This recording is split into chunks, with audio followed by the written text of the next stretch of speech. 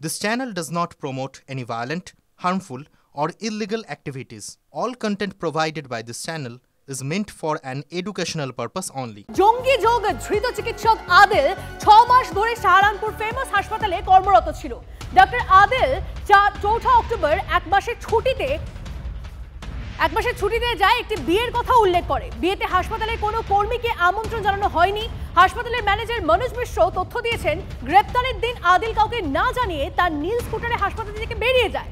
তারপর ঠিক কি ঘটনা ঘটে আরো ডিটেইলসে জানবো। এই প্ল্যান কবে থেকে শুরু হয়েছিল সেটার কি একটা আভাস পাওয়া যাচ্ছে জানবো। রক্তিম আমাদের সহকর্মী আমাদের সঙ্গে রয়েছে। রক্তিম, দেখো, আদিলের যে হাসপাতালে কাজ করতো সেটা ফেমাস হাসপাতাল। সেই ফেমাস হাসপাতালে গত এক মাসে আদিলের যে মুভমেন্ট গুলো ছিল, যে কাজকর্ম ছিল, বেশ সন্দেহজনক ছিল বলেই মনে করা হচ্ছে এবং পুলিশের তদন্তে এমন উঠে এসছে। এবং হাসপাতালের ম্যানেজার যে তথ্য দিয়েছে, গত 6 মাস ধরে এই ফেমাস হাসপাতালে কাজ করতো এবং ঠিক 1 মাস আগে বলা হয় যে তার বাড়িতে বিয়ে আছে এবং বিয়ের কথা উল্লেখ করে সে ছুটি নিয়ে নেয় এবং তার পরবর্তীতে কিন্তু হাসপাতালের কোনো কর্মীকেই সেই বিয়েতে নেমন্তন্ন করেনি, অর্থাৎ যারা তার ঘনিষ্ঠ ছিল তাদেরও নেমন্তন্ন করেনি।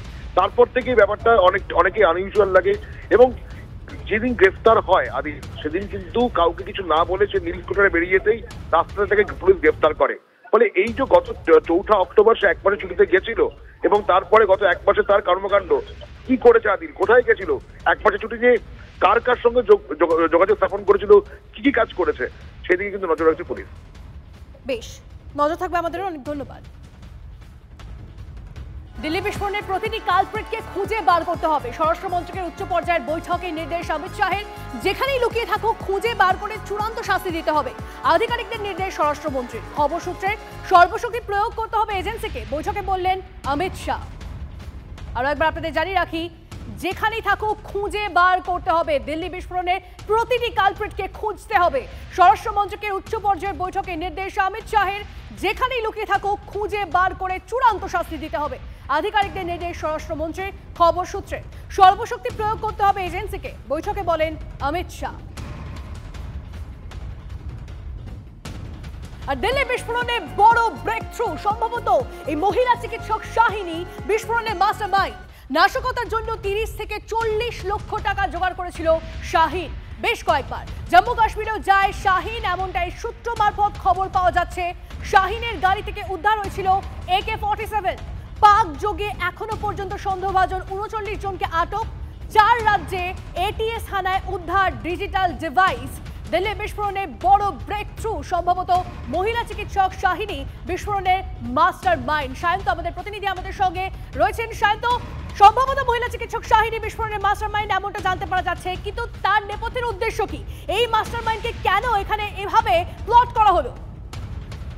দেখো, অপারেশন সিঁদুরের পর জৈশে মোহাম্মদের যে প্রধান মাসুদ আজহার, সে কিন্তু একদম রীতিমতো ভারতকে হুঁশিয়ারি দিয়েছিল যে ভারতকে কোনোভাবে শান্তিতে থাকতে দেবে না, এবং সেই মতো তার ওই উদ্দেশ্য নিয়েই নিজেদের মহিলা টিম তৈরি করে, মহিলা ব্রিগেড তৈরি করে। সেই মহিলা ব্রিগেডের মূল উদ্দেশ্য ছিল ভারতের বিরুদ্ধে জেহাদ। মহিলা ব্রিগেডের অন্যতম মাথা, ভারত উইং এর মাথা এই শাহিনকে জৈশে মোহাম্মদের তরফে এখানে ডিপ্লয়েড করা হয়, অর্থাৎ নিযুক্ত করা হয় ভারতের মধ্যে নাশকতামূলক কার্যকলাপ করার জন্য। স্বাভাবিকভাবেই শাহিনের হাত ধরেই যে গোটা প্ল্যান তৈরি হয়েছিল সেই সম্পর্কে নিশ্চিত তদন্তকারীরা, এবং সেই মতো দেশের উত্তর এবং উত্তর পশ্চিম পুরো এলাকাতে এই নিজের টেরর মডিউল তৈরি করছিল, যার মধ্যে মুজাম্মল, আদিল, উমর নবীর মতো যারা সংগঠনের অন্যতম মাথা এবং ডাক্তারি পেশার সাথে যুক্ত, তাদেরকেও যুক্ত করা হয়েছিল। এবং এরা প্রত্যেকেই মূলত নেটওয়ার্ক তৈরি করা, এক্সপ্লোসিভ তৈরি করা এবং সেগুলো মজুত করে বিভিন্ন জেলায় বিভিন্ন কোণে কোণে পৌঁছে দেওয়াই ছিল এদের মূলত টার্গেট, এবং ভারতের মধ্যে নাশকতাকে আরো বড় আকারে নিয়ে যাওয়াটাও ছিল এদের টার্গেট। সেই মতোই দেখা যায় বাকি 3 জন একসঙ্গে ধরা পড়ে গেলে উমর নবী, সে যার কাছে মজুত করে এক্সপ্লোসিভ পালাতে যায় বা কোনো ক্রমে সে দিল্লিতে লুকাতে যায় এবং এখানেই বিস্ফোরণ ঘটাইছে। কিন্তু এখন সে আত্মঘাতী হয়েছে, আত্মঘাতী বোমা হিসেবে ব্যবহার হয়েছে নিজেকে, নাকি বোমা লুকিয়ে কোথাও গা ঢাকা দিয়েছে, সেটাই মূলত তদন্তকারীরা দেখছে। সেটা এখন অবধি স্পষ্ট হচ্ছে না। অবশ্যই আমাদের গোটা বিষয়টার দিকে নজর থাকবে। তবে এই মহিলা অর্থাৎ শাহিন কেন, কোন উদ্দেশ্য নিয়ে সেটা এই ঘটনা ঘটালো, সেই কি আদৌ মাস্টার মাইন্ড কিনা, সেই বিষয়টার দিকে অবশ্যই আমাদের নজর থাকবে। এদিকে দিল্লি বিস্ফোরণে গ্রেপ্তার ডাক্তার শাহিনের জৈশ যোগ স্পষ্ট। জৈশে মোহাম্মদের মহিলা শাখার সঙ্গে যুক্ত শাহিন। জৈশ-ই মোহাম্মদের মহিলা সংগঠন জামাতুল মমিনাতের ভারতীয় মডিউলের মাথা এই শাহিন। জামাতুল মমিনাতের মাথা পাক জঙ্গি মাসুদ আজহারের বোন সাদিয়া আজহারের সঙ্গে সরাসরি যোগাযোগ রয়েছে শাহিনের। কান্দাহার বিমান অপহরণের মাস্টারমাইন্ড ছিল সাদিয়ার স্বামী ইউসুফ আজহার।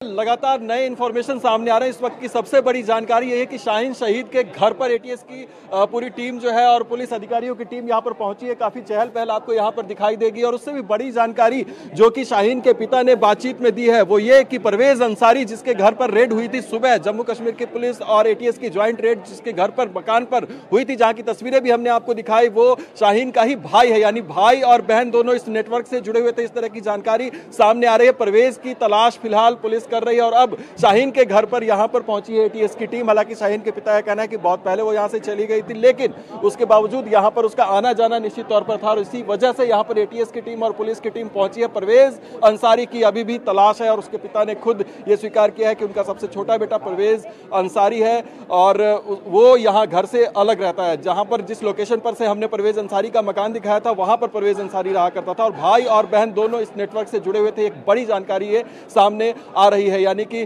खुद जो शाहीन के पिता ने सारे राज ये खोले हैं उसके बारे में पूरी जानकारी दी है और यही पूछताछ के लिए इस वक्त यहाँ पर एटीएस और पुलिस की टीम भी पहुंची हुई है। आसपास में आप देखेंगे कि लोगों का जमावड़ा लगा हुआ है और संकरी गलियों से होते हुए आप देखेंगे कि एक छोटा सा कोने पे मकान, आपको पीले रंग का जो मकान दिख रहा है वही शाहीद का मकान है और इस वक्त वहां पर सामने पुलिस की घेराबंदी है। अंदर एटीएस की टीम जो है वो मौजूद है। उनके पिता घर पर मौजूद है। उनके पिता से इस वक्त बातचीत कर रही है, पूछताछ कर रही है और तमाम उन पहलुओं को तलाशने की कोशिश कर रही है जिसमें शाहीन की इन्वॉल्वमेंट जो है इस पूरे नेटवर्क से हो सकती है, उसकी क्या भूमिका हो सकती है और तमाम ऐसी जानकारियों को इकट्ठा करने की कोशिश एटीएस के द्वारा लगातार यहाँ पर की जा रही है। नहीं बताएंगे आप कोर्ट से ऑर्डर ले आइए तो भी नहीं बताएंगे। क्या बात हुई है? अभी क्या बात हुई? कुछ नहीं कहना है। अभी क्या बात हुई? हमें कुछ कहना ही नहीं है। अभी आई थी जो टीम, क्या बात हुई? अरे अपनी सफाई में कुछ तो रखिए। हमारी सफाई हमारा दिल है, बस आप मेरे दिल की बात नहीं जानते।